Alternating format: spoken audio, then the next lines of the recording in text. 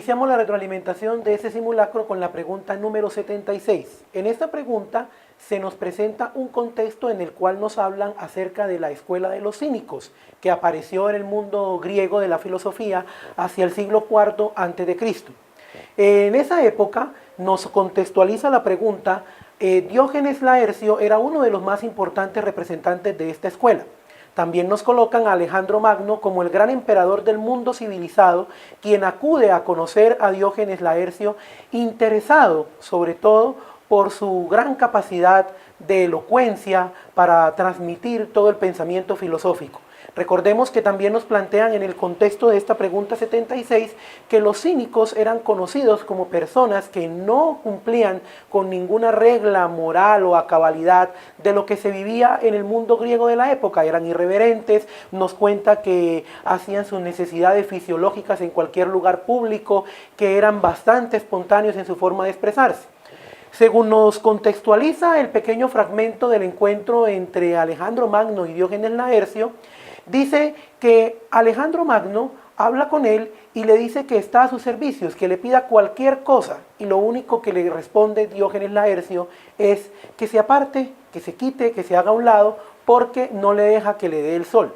Esta pregunta nos pide que nosotros logremos entender a partir de este ejemplo cómo el pensamiento de los cínicos se logra colocar en manos de los seres humanos a la hora de ser interpretado. Las opciones que nos dan, voy a comenzar desde aquella que menos posibilidad tendría de ser la respuesta correcta, y es aquella que es la B, que dice que el individuo en la antigüedad debía llevar un gozo y una felicidad pasiva.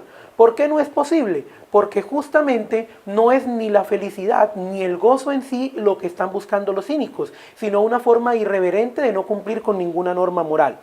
Luego nos dice la opción D, que poseía un alto aprecio por sí mismo sin pensar en los demás. Pues esto puede ser posible, pero hay un distractor en el que habla de que hay un aprecio por sí mismo. No nos dice el contexto de la pregunta en ningún momento que los cínicos sean individualistas o egoístas. Por el contrario, simplemente son irreverentes. No nos presentan en ningún momento una opción de ellos como una persona tal.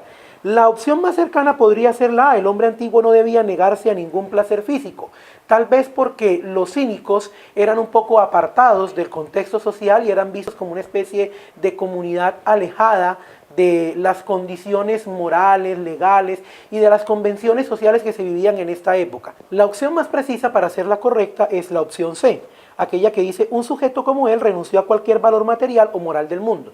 Precisamente porque como los cínicos eran irreverentes y bastante espontáneos, no seguían ninguna norma legal ni moral que hubiera en su pueblo.